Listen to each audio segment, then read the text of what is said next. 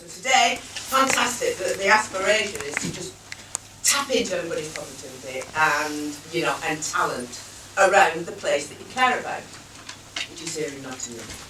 I'm going to tell you about the place that I care about, which is Tobberden, and what a really wee little idea 8 years ago has kind of metamorphosed into. So what happened was, 8 years ago, I sat in a rather larger theatre than this and listened to Tim Lang, who's a professor at City University of London, talk about sustainability and stuff like that. And it was the usual stuff, we've used all the resources by September and it's all going to be, awful, and the planet's going down the toilet and God knows what else. And it was really, really negative. And, and I've done a few jobs in my time. I've spent a lot of public money one way or t'other. To local level, whether it's leader of a council or chair of a health trust or national advisor on countryside or European blender and all that other stuff. Done loads of stuff, took loads of money at walls and not seen a lot of traction, really, and not seen a lot of change. Heard a lot of great ideas, read a lot of good reports, seen a lot of interesting strategy documents, but actually when it comes to real change, over the past 20 years, from the Rio West Summit about what we're going to do about this planet, not a right lot. Because the doing of it is so much more difficult than the chatting about it. But the real truth of the matter is, if we all embrace a little piece of this jigsaw that is our lives, it isn't complicated to make a difference. It's quite difficult, because you've got to do it, and you've got to do it, and you've got to do it, and you've got to do it, as opposed to, that was a good idea, what should we do tomorrow? So coming out of that lecture theatre 8 years ago, I thought, well, okay, what can I do? Let's not, get too obsessed with wet towels. Let's not be negative about it. Let's not drink a hell of a lot of, well, I'm into drinking a lot of gin, actually. But let's not just, soak away our issues. Let's try and see what I can do, me, with my experience, what little gifts I might have, to make a difference about the future. So I got on a Virgin train, and in 2.5 hours I made up the entire thing. And because I've been around a lot of policy blocks, strategy blocks, and God knows what other blocks, funding blocks, used to be Regional Development Agency and all that other stuff, I actually know we don't need to know anything else about what we need to do. We just need to get our finger out and do something really positive. That's it. And what we also need to do, because each and every one of you in this room will have your own life experiences, is to be brave enough to stand shoulder to shoulder with those people who know we can make a difference, and tell those people who find it a terribly sophisticated thing to do, to tell you it's all too difficult and we need to have more research, and tell them to get lost and just get on with doing your own thing. Don't bother asking for permission, don't bother waiting for a cheque to drop through the door, don't bother with any of those things. You have got the power in your hands to do something, and small is beautiful. A guy a long time ago actually said that, and it's the truth. You have to believe in the power of small actions, and it's magnificent. And I'm just going to show you some pictures, some holiday shops, about what we've been doing for the last 8 years. And the really interesting thing about the whole experience is, you spend your life saying, well, isn't that interesting? I wouldn't have thought that would have happened like that. And people come out of the woodwork to make a difference, because every single one of us wants a kinder world for the next generation. Every single one of us does not want to pass on the load of crap that we are passing on to our children at the moment. But it all feels too difficult.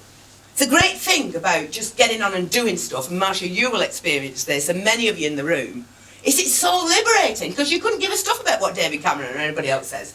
You just get on and do it, because the system is unstuck.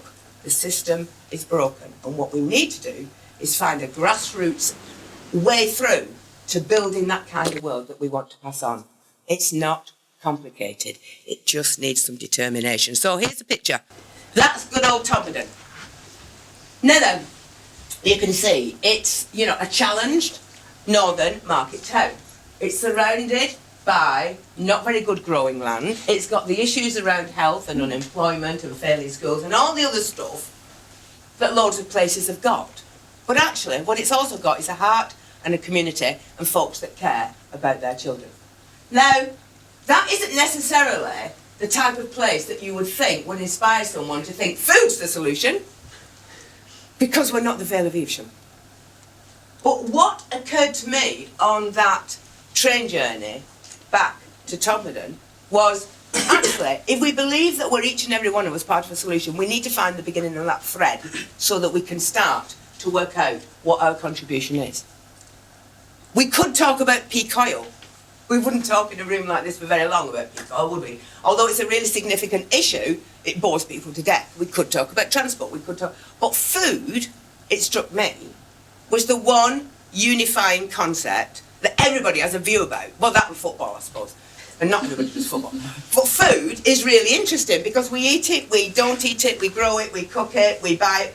We all have something to do with food, and it's a very low entry point to a conversation. So if you use food as the language for action, where can you go? Well, basically, you can take a town like Todmorden and you can turn it into something like this, which is not instant sunshine, but does have a load of veg, fruit, and God knows what growing in the very heart of its town. We call them propaganda gardens. The propaganda gardens are not there to feed the 15,000 people that live in Todmorden. We are not barking mad. The propaganda gardens are there to start a conversation about something that's different, to start to see spaces differently, to start to reconnect with neighbours differently, to aspire to different futures than those that have been laid before us by the powers that be. So here's the proposition. If you put food at the heart of the way that we live our lives, seeing our lives as a jigsaw puzzle, you put food at the heart of the community, you create edible landscapes where everybody can walk through and start to reconnect with local food, with seasonality, with environment, with biodiversity. The spin-offs are huge. Single point of focus, maximum elaboration. And then in walking through those edible landscapes, you start to think about what you're learning, what the skills that you've got or that somebody else has got that can actually help you to grow or to cook or make more of this food. That's the learning plate. How do we influence our schools? It's not an easy gig. But how do we also remember the lost arts? The stuff that our grandparents used to know how to do, to pickle, to bottle, to graft, to skin a rabbit, whatever else it might be. All this was before we were hit with the austerity. All this was before those awful food banks came along. But it was obvious that we hadn't got those skills if we were going to create edible landscapes. And don't forget, I'm just on one message: food, food, food, food, food. And then the business proposition. If you walk through edible landscapes, you're reskilling, you're thinking about food, you're thinking about jobs in the future, you're thinking you might like to, learn some new crafts or whatever, you are more likely to spend the pound in your pocket in support of local food projects, in support of local food businesses, in support of your local market, than whiz to the supermarket and back and just don't ask where your food comes from. Therefore, you are creating sticky money. And sticky money is what we need in the future. Because we will not be whizzing beans from Kenya and Peru and all the places that people could do with eating their own beans. We will be producing whatever it is that we have got in that season, in that part of the world. Because we've started to think about solutions around food. This isn't a master plan. This is just a simple formula that says, if we start to think about the potential we have to change our own future, we can do magnificent things. Put those three together, and you start to create a grassroots, plot by plot, pavement by pavement approach to regeneration and building resilience in your communities. You've not had any money from local government, you've not got anything coming down from ERDF or anybody else, you've not asked for anything whatsoever. You've just made up a model that says, put food at the heart of your lives and you can change your future. So, just some pictures here, sort of like gathered randomly. And it is quite interesting how it does change your life. I'm rubbish at IT, I've just said that. But actually, when we started this 8 years ago, a lady who never left her house, she had agoraphobia, she got a husband who had epilepsy, God knows what, came to us and said, I can't do very much, but I'd really like to help you with the website. That lady at that time was 62, she's now 70. She is our web mistress. She does all this stuff, she's taught herself, she's in contact with our contacts all over the world. Estelle, at 70, is at the heart of what we do. She redefined what she could do to contribute towards her town from the gifts that she'd actually got. Not only that, you'll be seeing some slides in a minute about the vegetable tourism industry that we seem to have created around tourism. And Estelle is our tour guide. And as long as you come in the hours of daylight, she will take you around. You come when it gets to dawn, to dusk, she'll disappear back onto her estate. But the interesting thing is everybody has a contribution. This is not a programme about if you grow, you're in, and if you don't grow, you're out.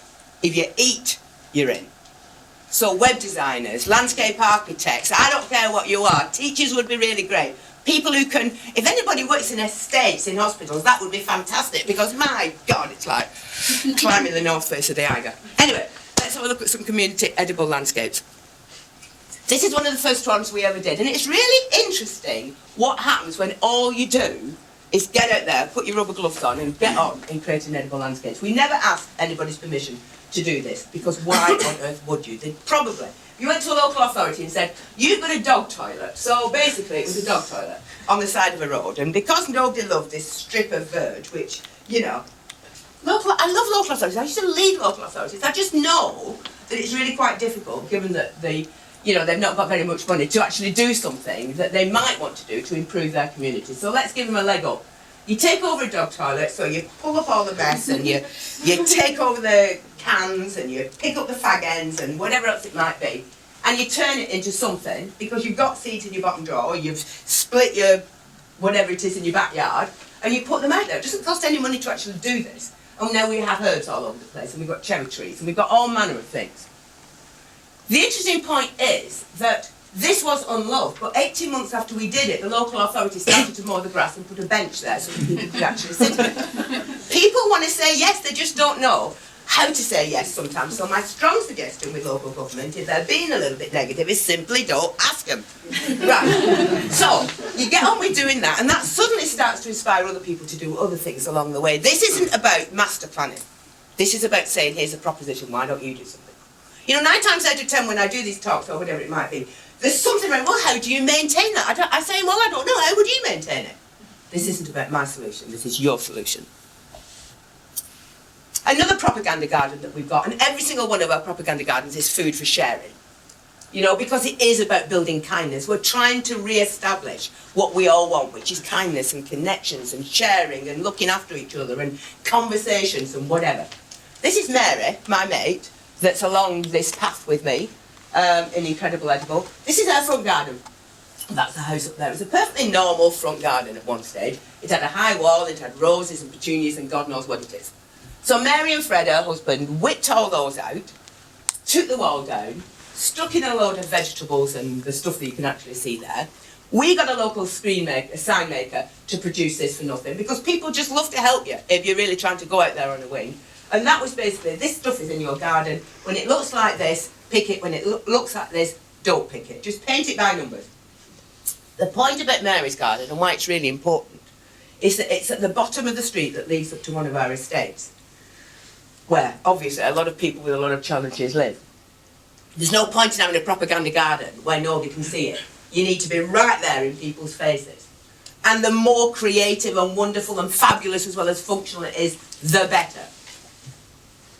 The other interesting thing about propaganda gardens is nobody picks from them for the first 2 years, because they're frightened to death that somebody's going to sue them or bat them around the head or God knows what they're going to do. But eventually they do. And the story of what happened here, I always tell it, but you know, it's a good story and it's absolutely true. A woman and her 2 kids going to Shade School, which is one of the primary schools, down from the estate, one day had enough bottle to climb over that wall in this little gap and pick some cabbages, some kale, some herbs or whatever else it might be. Kids went back home. Kids came back later and put the outside of the cabbages and stuff in Mary's compost bin. Fantastic, school had done its job. It must have had some dosh doing eco something or other. But that was fabulous. The really significant thing is the following morning on Mary's doorstep was a bowl of soup made from the vegetables and the herbs picked in Mary's garden by complete strangers. That's when you know you're on to something. You don't have to spend money to create a kind of future. You just have to pull your finger out and do something. Then we've got the health centre. Now this is a complete no-brainer, isn't it? In the middle of Tottenham, we've got this multi-million-pound health centre, surrounded by inedible prickly plants. I don't know if you've got any landscape architects in here. I adore landscape architects, but will you stop putting inedible prickly plants around public buildings, because it don't make any sense. So we've got this health centre where families who want to be healthy or whatever walk through all the time. It's surrounded by inedible prickly plants, and then the government runs a multi-million-pound E5 a day. What is the point of that? So we went to the doctors and we said, and we did ask, because we thought they might notice if we're there with our balaclavas, whipping out and all the stuff around the health centre. Would you mind if we took all your inedibles out and planted your edibles? No, they said that's absolutely fine as long as we don't have to do it and it doesn't cost us anything. That's what everybody says. And we say, that's absolutely cool, we weren't expecting. So we took all the stuff out and we started to plant apples and pears and raspberries and strawberries. And yeah, you need bits of money here and there, but you can get bits of money here and there. It's not a multi-million-pound campaign. And at the back, where it was a car park, we said, would you mind if we turned it into an apothecary garden? And they said, no. So we did. And that's a really cute place that's got mint and all sorts of stuff, so you can actually sit in there if you're stressed out or you want to pick some mint for your tea or whatever else it might be. And no, actually, it's been adopted by those people with dementia or working with people with dementia so that they can embrace it. And that was the point. This is about our gift. Put it out there, see who wants to run with it. So now we have a situation where families from some of our most challenged areas can come here and the kids can pick the raspberries, they can taste what that's like. They can pick the strawberries, they can see what that's like. They can pick the mint, the lavender or whatever else. And they can imagine, and some of them, doing that in their own backyard or their own front garden or wherever it might be. And what we've got, because you don't have to have a lot of space to get a lot of raspberries growing. We've now got families coming with their bags, they're picking it, then they're going away, then they're jamming it or making it, whatever they're doing with it. It's a conversation and it's a gift, and people smile while they're doing it. And if they smile while they're doing it, you know you're on a winner. Another one of our propaganda gardens, and we have them all over the place. We've got them at the railway station where we took over a bit of a car park, worked with some guys from probation at the time. This is going back a few years. I don't know what it's called now. And we won some wood from B&Q, so that's what we did, or a demolition site, so you go and nick the wood, or whatever else it might be. And in the corner of a horrible car park, we've created some pick-your-own beds. So that's fantastic. It helps people get off a train, have a conversation with their kids, pick some salad on the way to getting home, or whatever it might be. And if people pick the lot, it's because people wanted a lot. So you just replant it. It's not like smacking them on the back of the head and saying, duct tape on the 3 potatoes at a time, or anything like that. So it's really quite interesting. It works. No vandalism. No vandalism. People don't vandalise food. The great thing about this is I've spent the past 8 years just having all these myths exploded for me, and it makes me feel very positive about the potential of the future. This is quite an interesting one. That's the job centre. So you've lost your job, you've no money, all the rest of it, and you've got to walk past that bloody tarmac every single week. Well, that's a bit depressing. So the job centre people themselves said, could we have a bit of an edible, garden? We'd love to, right? So in the middle of winter, it was blowing a gale and it was snowing and God knows what. Volunteers went with wood at no cost to the job centre and made this very small. This isn't Kew Garden. We're just making a stab at having a conversation about things. Planted this up, stuck some stuff in there. You can see some potatoes and some courgettes and some other bits and bobs.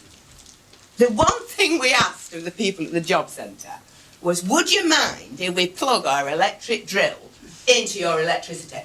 And the answer was, no, it's not pad tested. So, never mind, we've got a little bit of a way to go yet, but give and take hasn't quite got to Job Centre Plus or whatever, but it will do. So we'll just keep doing it. Wouldn't it be great if you put one somewhere? Why don't you just do a great big edible landscape around it? That'd be fantastic. So we've now got police, and we've decided that in front of the police station, it would be fabulous if we actually planted something. So we did, we asked them. We built raised beds, we planted sweet corn, and the police themselves have said that the environmental damage in the town from everything we're doing, it's their stats, not mine, are down, and community relations with the police have never been better. We get police people from all over the country visiting us in order that they can see what a cheap and cheerful way Incredible Edible can bring that sort of positive spirit to a town. Those are the edible landscapes. We'll whiz through the learning because the learning is a no-brainer. You work with little people and show them how to poke people's eyes out with forks and stuff like that. You work with slightly bigger children and you start to talk to them about hydroponics or aquaponics or all manner of urban farming, starting really small, because if Jonathan Porritt's right, and we do need to have about 40 or 50% of our food from our urban centres by 2050, we'd better start skilling up our urban farmers now. We've got slightly bigger kids and we're working with them with some teachers that are volunteers on the equivalent of BTEC, so they can imagine that they could be the apprentices of those farmers of the future. But we don't only do stuff in schools, we also see spaces differently. This was a disused tennis court, we put some raised beds in there, we've given them over to the local estate, they're adopted by the estate, and that started great conversations on the estate. This lady didn't know anybody, she's obviously a whiz at growing beans, and now everybody knocks on her door in order to have a conversation about how to do it. If you want to have Orchards all over the place, and it ain't got a right lot of money. Teach people how to graft. Somebody in your community will know how to do it. You can do it instantly, and then you get all that added value, and it's not cost you a right lot of money. People coming together, people learning new skills, people racking up on roads or on the estate or outside the market, not asking permission. You've got a tent, you rack up, you teach people how to cook all this stuff, you share it and spread it around. You're going to be hearing some fantastic extensions of that from Marshall later on, but it's just such a simple thing to do if you're quite determined to bring people together to be part of their own future. So here's the business. You've done edible landscapes, you've started to get people interested in skills, they're starting to think about apprenticeships, they're thinking, is there a job in that for me, might I make some money? What do? We're in a market town, we've got a failing market. We don't create a parallel universe of a farmer's market. Why would you do that? You want your main market to be a really vibrant local produce market.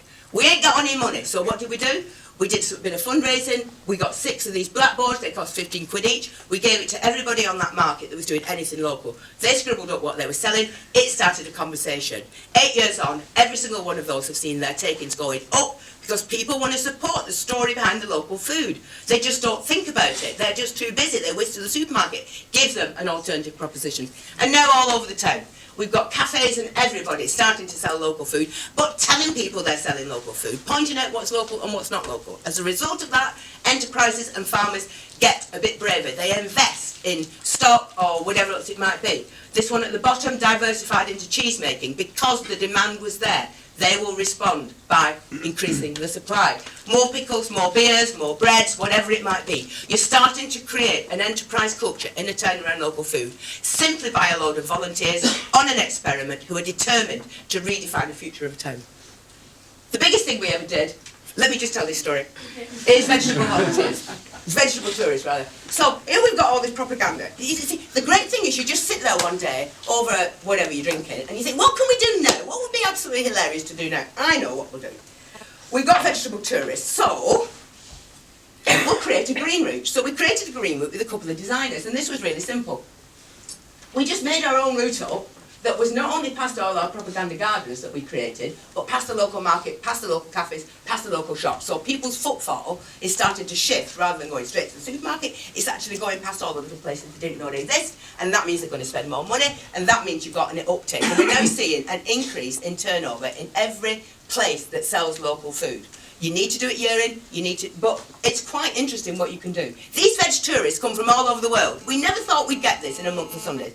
We have them from China, we're really big in China, but we don't know what they're saying. We have them from Korea, we have them from Russia, we have them from every corner of Europe, we've got America. The New Zealanders, after the earthquake, came over here to see how they could bring this into the middle of Christchurch, because it's a really simple way that everybody can start to redefine the future of their own town. Here's our edible garden, our edible tourist route. It's along the canal. That again was a dog toilet. We never asked permission from anybody to do that. We just took up all the rubbish and we put some herbs and fennel and apricots, and it just makes the town look so much better. And instead of dogs just doing their thing on there, we've now got families coming along, having a conversation. We created something that was about the waggle dance of the bee. We got some artists to make a fabulous structure so that people could sort of walk in and out of it, and at the end of it, it says you've just done the waggle dance of the bee. Then it explains what that's all about. There's all sorts of creative ways you can use food to lift people's spirit. Then we've got local businesses doing exactly the same thing along the route. They don't ask permission. They just put food to share outside where they are.